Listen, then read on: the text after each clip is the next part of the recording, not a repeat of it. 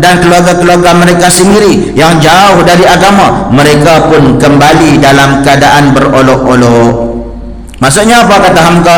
Dengan ketiga ayat ini jelas diterangkan bagaimana sikap orang-orang yang derhaka itu terhadap orang-orang yang beriman. Ini jelas, orang yang derhaka macam mana perangai dia daripada orang-orang yang beriman. Ketika berhadapan muka, mereka tertawakan, sebab orang derhaka itu merasa diri lebih kuat, dan kalau berkumpul dengan sesama mereka, yang jadi buah cemuh ialah orang yang beriman jua.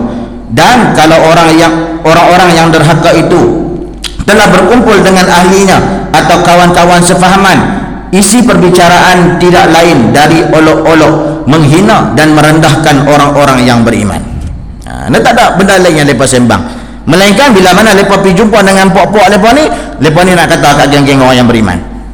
Mereka berkumpul puak-puak mereka ni, mereka nak kata dekat orang-orang yang main semayang kat masjid ni. Mereka tak main-main masjid, tapi mereka kata dekat orang yang mayang jarak ni. Hak mayang jarak ni tak kalut mana pun. Hak kita ada semayang dekat masjid ni, duduk jarak-jarak ni, kita tak kalut ke mana pun. Janji apa? Janji dalam hati aku boleh main masjid. No, terseksa 3 bulan tak boleh main masjid. 3 bulan terseksa tak boleh main masjid. Macam mana perasaan? Masing-masing rasa. Tak ingat kat masjid sujud ni keluar air mata, mayang kat rumah. Sebab apa? Tak boleh main masjid. Apa seronok lah je ke masjid boleh kat main mayang. Duduk tak lama sekali dengan Tok Imam tak boleh main masjid. Semua pakat puasa. Semua pakat puasa. Ni masjid buka boleh main, tapi syarat kena mayang jarak-jarak. Tak apa dah, janji aku boleh main mayang dekat masjid. Tu pun dah cukup baik. Tu pun dah cukup baik dah. Kita nak berkeli pasal bab sah ya. Nak berkeli bab tu ya. Dulu masa tak buka apa marah. Bila nak buka, Kedah ni lembab. Kedah lambat ke buka. Kedah ni lembab lah. Negeri lain buka dah, yang Kedah tak buka-buka lagi. Marah. Buka-buka. Hak ni ustaz banyak dah cakap. Tapi nak ulang benda tu lah. Hak tu, benda tu yang terjadi. Tapi bila-bila lepas sembang dengan popok lepas sembang tu dekah semua. Lepas sembang tu dekah semua.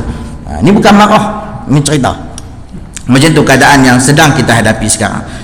Banyak benda lagi yang lebih penting yang kita nak kena fikir. Masalah umat lagi banyak lagi kita nak kena fikir daripada kita fikir benda-benda yang remeh. Fikir apa-apa benda-benda yang ulama-ulama dah fikir dah. Tu dah fikir lah.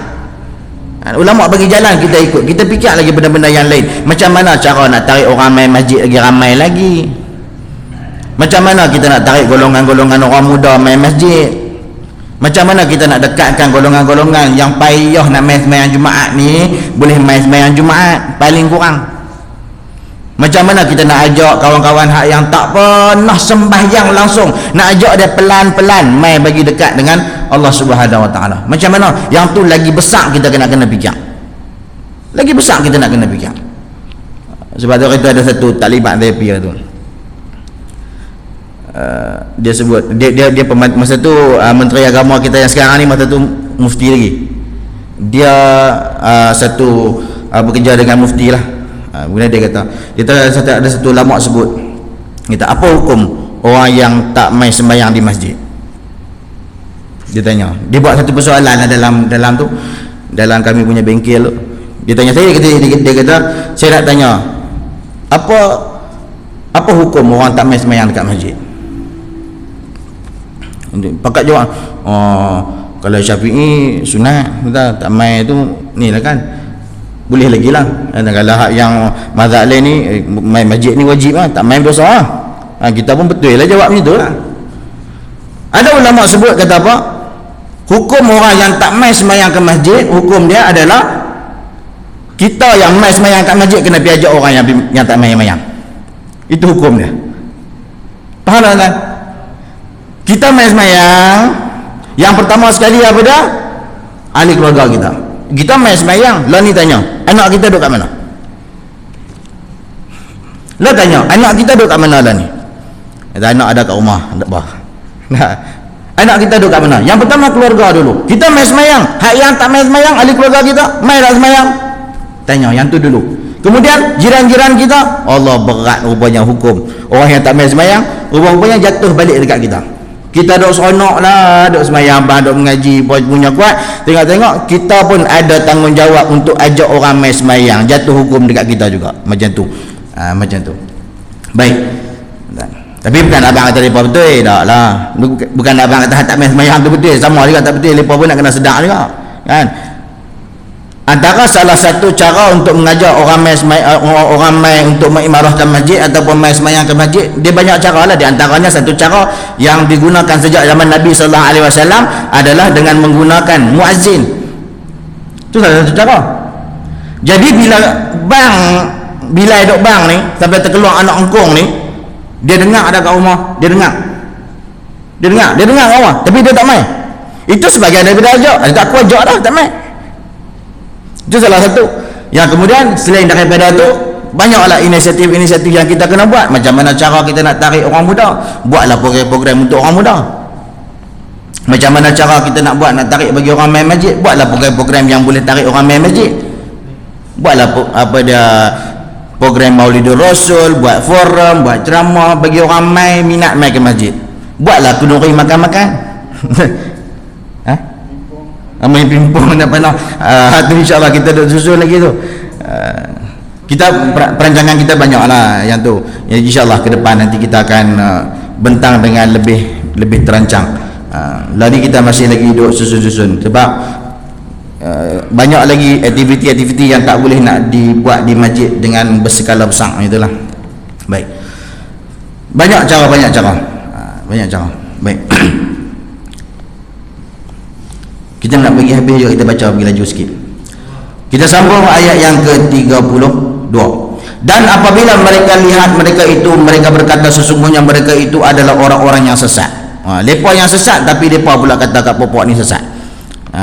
Geng-geng mayan jarak tu sesat tu. Mereka ni ikut Yahudi mayan jarak. Nabi dengan dalam hadis tak ada pun.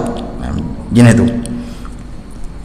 Maka kalau kelihatan orang beriman telah meleburkan diri ke dalam cita-cita yang besar, menegakkan sabilillah, jalan Allah yang lurus, sehingga mukmin itu mahu mengorbankan segala-galanya untuk cita-cita yang mulia itu. Mereka yang derhaka itu menuduh bahawa orang mukmin itu telah memilih jalan yang sesat, membawa diri kepada kebinasaan. Sedangkan mereka yang sesat, tapi mereka kata kepada orang yang beriman itu yang sesat. Ayat 33 kata Allah, padahal tidaklah mereka itu diutus kepada mereka untuk menjadi pemelihara. Artinya, kata Hamka, meskipun orang-orang yang derhaka itu menuduh orang tersesat jalannya kerana tidak lagi mengikut haluan penyembahan berhala atau corak kehidupan lain yang tidak sesuai dengan agama Allah, tidaklah orang derhaka itu diberi tugas menjaga hidup orang mukmin atau memeliharanya. Baik orang mukmin itu akan menderita atau terkorban kerana membela keyakinan hidup. Semua itu tidak ada sangkut pautnya dengan orang-orang kafir dahaka itu. Jadi apa pedulimu? Apa dok kalutnya tak? Yang tu tak ada kena mengena dengan hampa pun. Kami yang nak pilih nak masuk agama lain. Yang hampa sakit hati siapa? Contoh macam tu. Pada zaman Nabi, bila mana ada sahabat-sahabat yang muqarrabun al-awwalun yang awal-awal masuk Islam ni, tiba-tiba heran, pasal apa orang Quraisy ni kalut? Pasal apa yang masuk Islam tu kami? Pasal apa hampa yang kalut? Dia jadi macam tu. Pada ayat 34 kata Allah, maka pada hari ini, iaitu hari pembalasan dia, hari akhirat atau hari kemenangan, cita-cita muslim di dunia ini terbaliklah keadaan hari itu. Kata Allah, mereka yang beriman itu pula lah yang mentertawakan.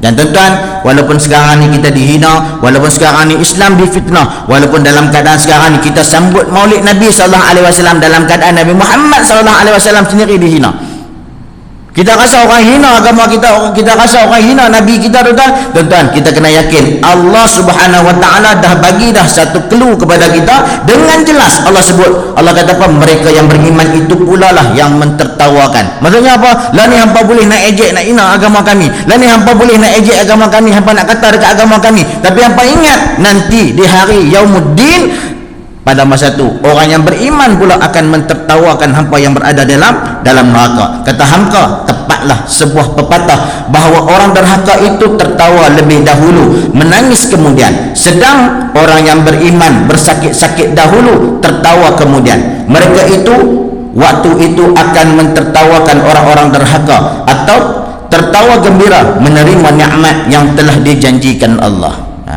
Orang yang duk hina orang lah ni, duk keji orang lah ni, yang duk hina agama kita lah ni, biar mereka lah ni mereka gelak dulu. Sebab apa? Sebab mereka akan menangis di hari akhirat nanti.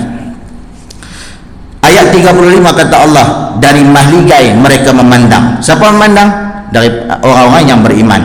Duduklah orang-orang yang beriman itu di atas mahligai ketinggian, memandang nikmat sekeliling dan memandang pula akibat buruk bagi orang-orang yang derhaka tadi. Duduk dekat syurga, tengok pula orang-orang yang dimasukkan dalam neraka Allah Subhanahu wa taala. Dan ayat yang ke-36, ayat penutup dalam surah Al-Mutaffifin, kata Allah Subhanahu wa taala, bukankah tidak dibalasi orang-orang kafir itu kecuali menurut apa yang telah mereka kerjakan? Bukankah itu sudah adil? Bukankah akibat dari langkah awal yang buruk akan berhujung keburukan pula? Dan itu adalah wajar, kata Hamka. Itu adalah wajar bagi mereka. Wallahu alam. Habis sampai ayat 36. Jadi kita faham daripada ayat awal. Tuan-tuan, kalau kita tengok pada mula-mula kenabian, Nabi SAW dilantik menjadi Rasul, dan pada masa itu perniagaan orang-orang Quraisy ni laku. Sebab apa? Sebab Mekah tempat tumpuan. Orang dok main buat apa dah, haji lah. main buat haji kan, lepas jadi laku. Bila laku ni, pada masa tu banyak perniagaan curang, masa tu banyak berniaga tak jujur, pada masa tu mereka hanya mementingkan keuntungan. Pentingkan keuntungan. Jadi berbeza dengan sebelum ni. Ada. Kita nak mati lah. ada. Nah, apa dia berbeza dengan sebelum tu? Sedangkan sebelum tu, keturunan Nabi SAW, mereka bagi jamu orang ni makan free, sediakan minuman, sediakan makanan dengan percuma. Tapi lepas tu mereka ambil kesempatan kepada orang yang mai ziarah Kaabah. Ambil kesempatan, niaga dengan curang, niaga ambil untung 2 kali ganda, 3 kali ganda. Macam tu. Dan kemudian ingat di hujung akhir apa yang Allah SWT kata, itulah balasan yang sepatut-patutnya dan setimpal bagi mereka yang derhaka kepada Allah Subhanahu Wa Taala. Apa? Mereka dimasukkan ke dalam neraka Allah Subhanahu Wa Taala. Wallahu a'lam. Tuan-tuan, untuk makluman, sepatutnya kuliah ataupun ceramah Ustaz Kazim esok pula kemarin, semalam, tapi kita dapat kebenaran daripada pejabat agama pukul 6.30 petang kemarin. Jadi tak dan lah kita nak susun tu. Jadi disebabkan itu pihak Ustaz Kazim dia bersetuju untuk tukar tarikh, dan tarikh yang telah diberikan adalah pada 25 hari bulan. 25 hari bulan ni Ustaz Kazim dia main. Dan kita dah dapat kebenaran kita, masa kita hantar minta kebenaran daripada pejabat agama tu sebelum PKPB.